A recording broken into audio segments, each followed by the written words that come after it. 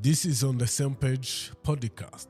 Inside the entrepreneurship up to a business plus a global business and the tech news. This is on the same page podcast with the Holy Stephen.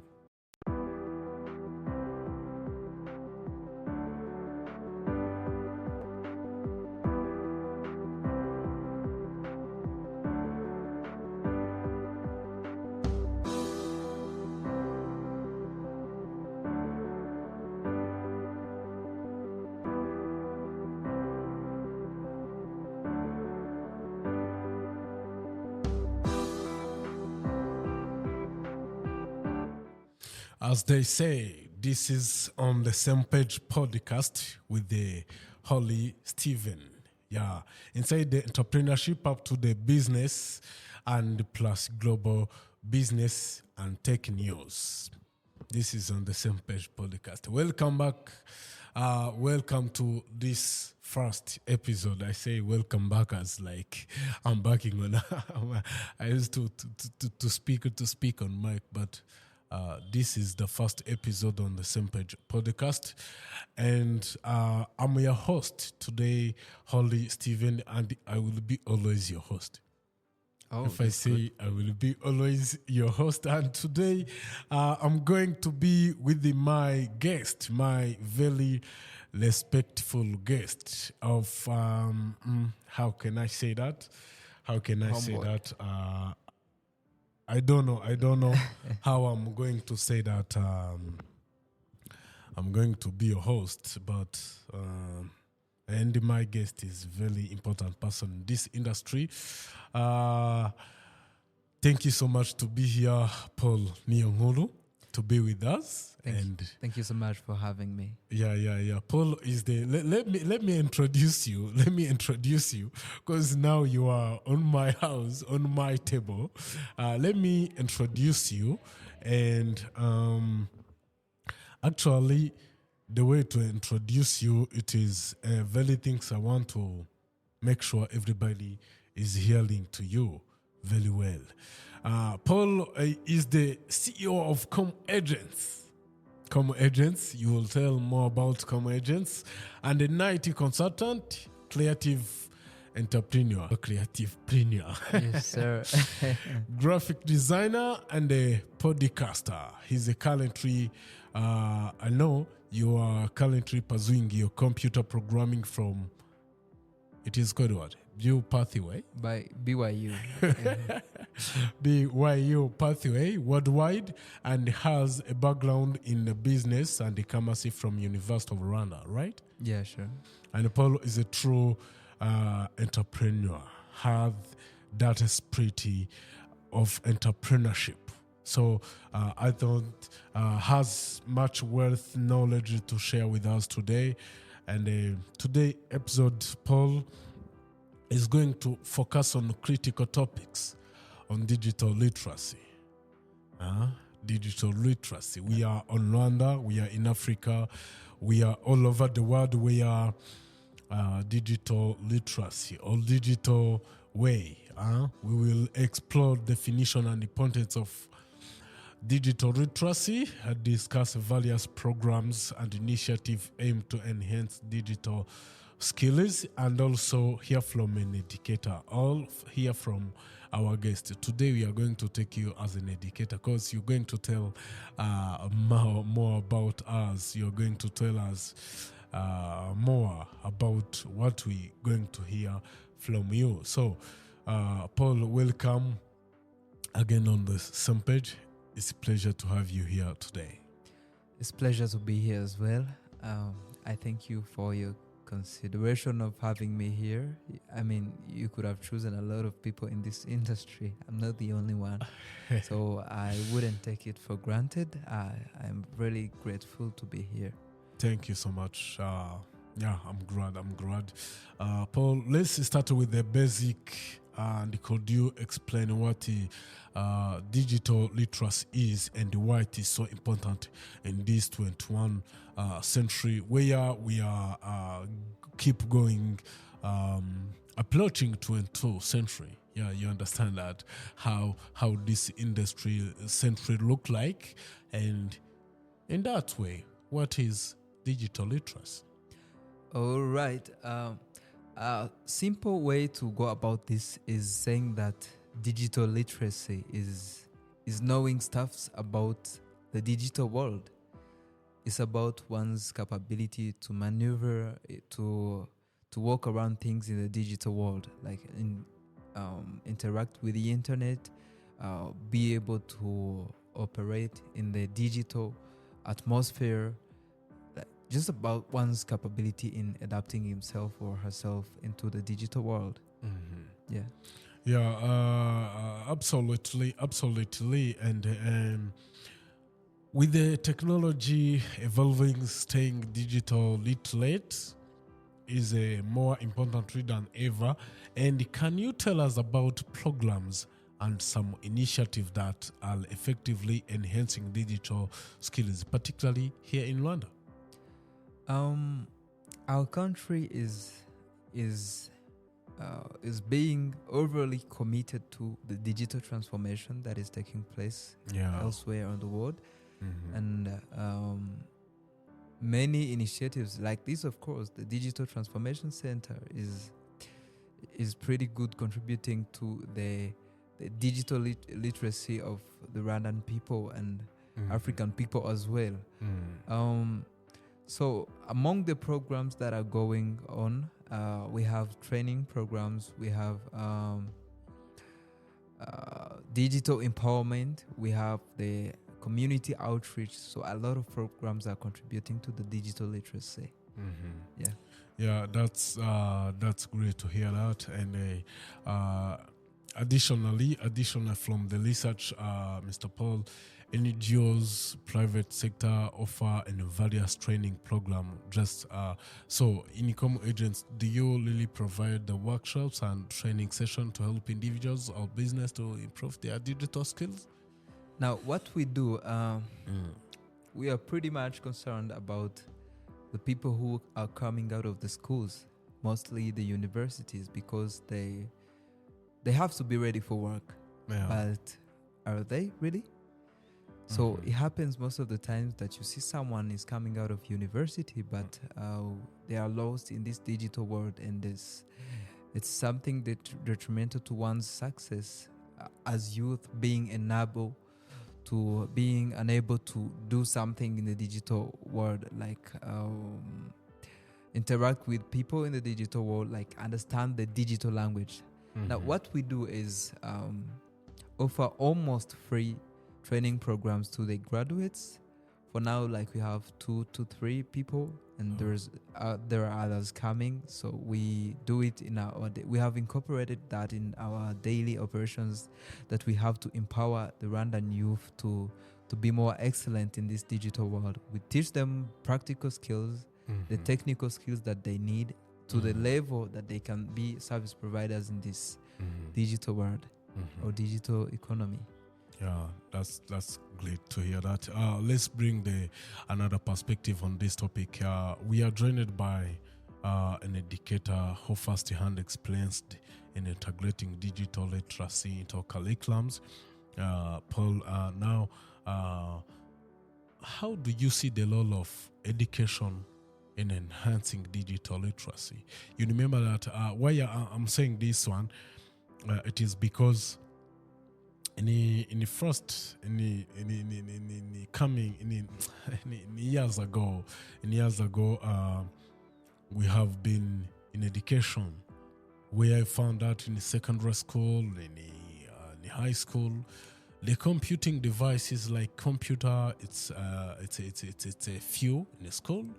And to bring a phone to school as a portable computing device, it is prohibited. You know that? Yeah, sure. I don't know if it was prohibited because of what the people can do with the phones, or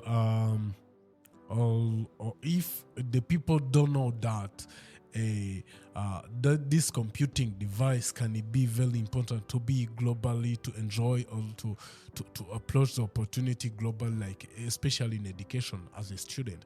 So how do you see the role of education in enhancing digital literacy? Yeah. Of course, as I said before, digital literacy is basically knowing stuff about digital world. Yeah. So education is the only broad way that we let people know stuff.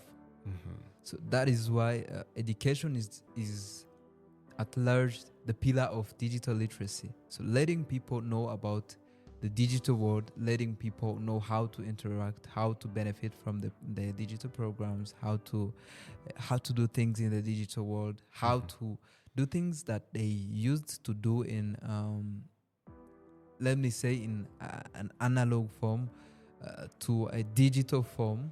So education is the only way we can pass all these things through, because it is able to transfer the knowledge that people need to have and deliver the digital courses, digital knowledge. Yeah, I think the education is a pillar. Yeah, it's the pillar. Yeah. So Paul, how do you see in your perspective the collaboration between the educational institution and the tech companies like Com, and to continue updating and providing the resources that is going to keep people not thinking like this is an academic digital use, but this is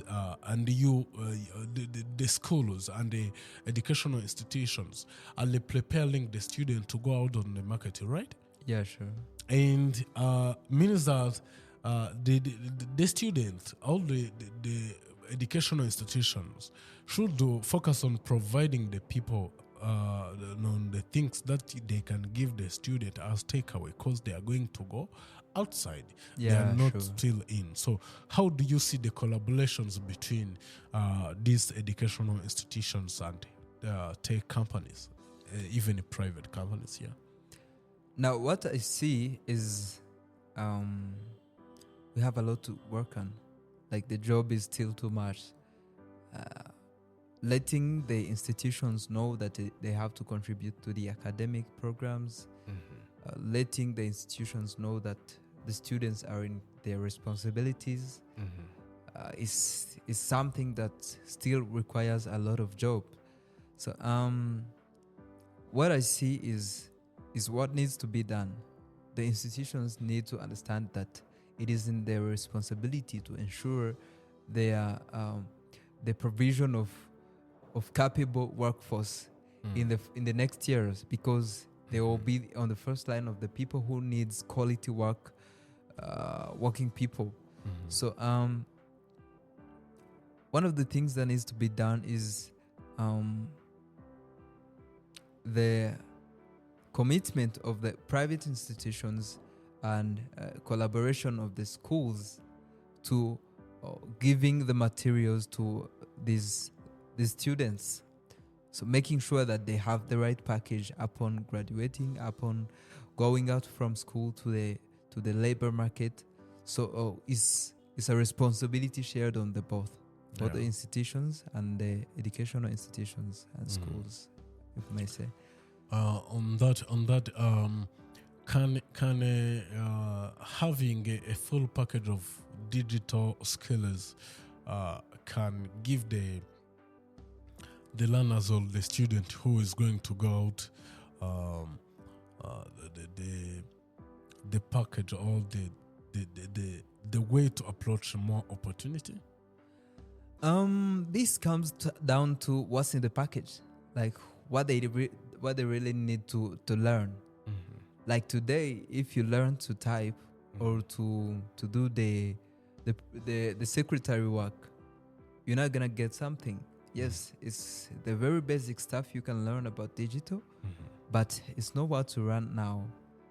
AI is coming, many technologies are coming. There are technologies that you point your phone on and they type what is on the paper, whether it's written by the pen or whether it's a lot of it, So it comes down to knowing what's trending, knowing what's needed on the market, and learning those skills. Today, investing in learning programming language, I don't think it would be a good idea, because there are coming AI programmers. They do it efficiently. They do it in a relatively short time, and they are so so accurate. So what I can learn is using those AI skills. So it's about knowing what you need to learn, not just going out there. I'm going to learn about digital and learning whatever is on the table. No, it's about the right choice of what you need to learn and what needs to be in the package you are getting. Paul, your insights are very valuable. Before we will wrap up, and do you have any advice for aspiring entrepreneurs who want to leverage digital technology to start or grow their business? Over the past 2 or 3 years, going digital was a choice, but now it's something that is compulsory. Like, you have to do it or not. You have to do it or be out of the business. So entrepreneurs, whether big or small or medium, need to know that now, however big your business might be, you need to go digital. It's gonna be the only way to work out things. So know what you need to do, know the right step you need to step, and then do not think twice about it. Just go for it. It's something that is gonna be compulsory. So you need to know the right step in the position you are in and take it no matter what. Yeah, at the risk of what's at stake is the risk of closing the business. Yeah. I mean, whatever the risk can be, whatever the step can be, you have to take it to be in the business in 2 or 3 coming years before you get kicked out. Yeah. Paulo, thank you so much to be here. It's a pleasure having you on the show. Your journal and your insight are truly aspiring. But before we close, I want to come back on this question. I know that Lady can inspire or motivate anyone.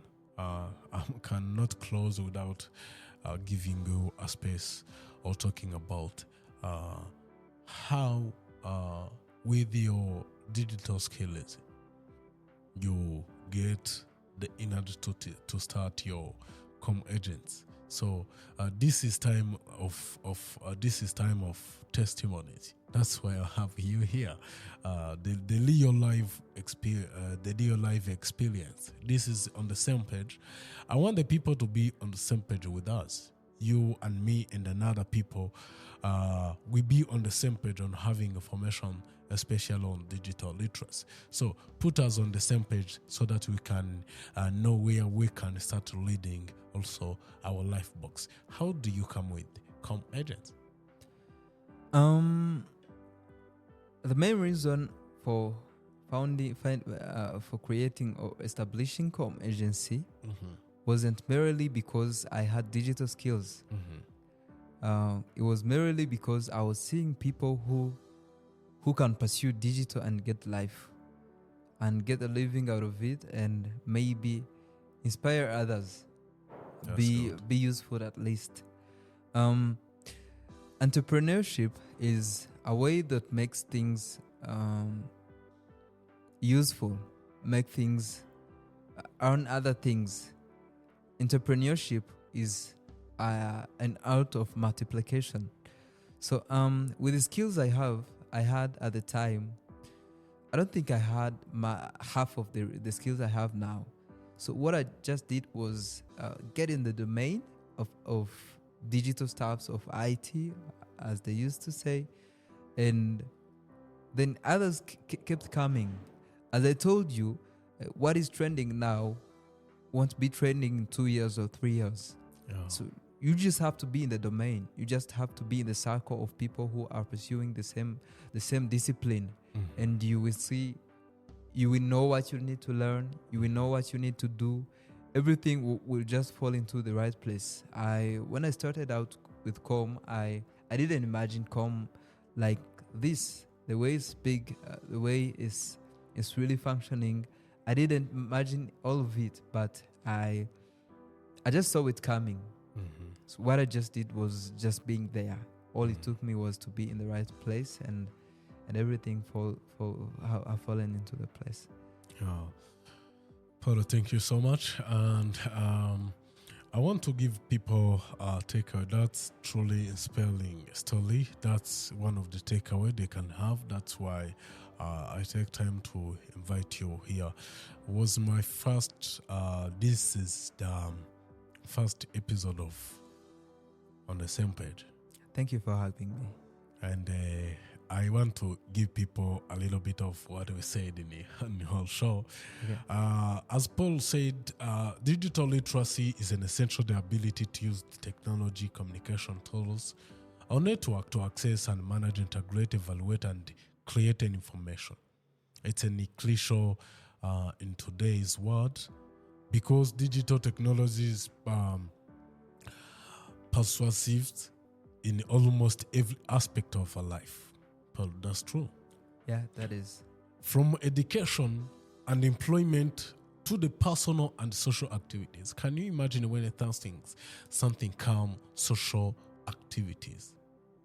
In life, communication with your friend, with your families, with anyone, your friend, your families, your boss, your workmate, anyone, you're gonna to so being digital literate allow you as individual to navigate the digital world effectively and stay informed and engage full in society. Yeah. And as we say, sure, in Rwanda, there is several notable initiatives that the government said, like the government started Smart Rwanda Master Plan. You remember that? Yeah, the government Smart Rwanda Master Plan. Also, there is a kind of smart cities aiming to transform the country into knowledge-based economy through ICT. That was a pretty good step. That's. I actually thank our government for taking digital transformation into consideration because they need us to move as the whole population in digital literacy. So engaging the population in digital literacy can be a pretty good step to any state, to any country, because at the end of the day, if I get 10 people to do something or to make a movement in the digital world, it wouldn't be better than having 1 million people or 1,000 people to do it. So engaging the mass in this digital transformation and not dedicating it to a certain small group of people is a pretty good thing our government did, and I like it. And I've heard, of course, that there's an institution. I don't recall well its name, but is paying people for going to teach the citizens. It's Elisa.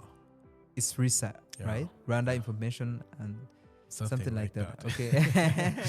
It's paying people to go out and teach the population about digital transformation, mostly in rural areas and other places. So our government is to be accredited for that. Yeah, Sure. And I'm excited to also to be in this one. So again, Paulo, thank you so much for being here. It's a pleasure to have you in the show. And you told us many insightful informations that can be inspiring someone. Thank you. Thank you for having me. You're welcome.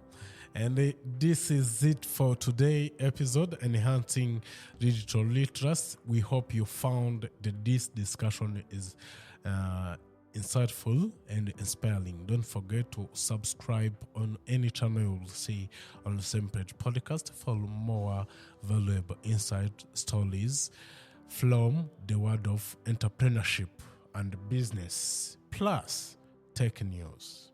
Yes, sir. So stay tuned for our next episode. Until then, let's stay on the same page. Goodbye, everyone.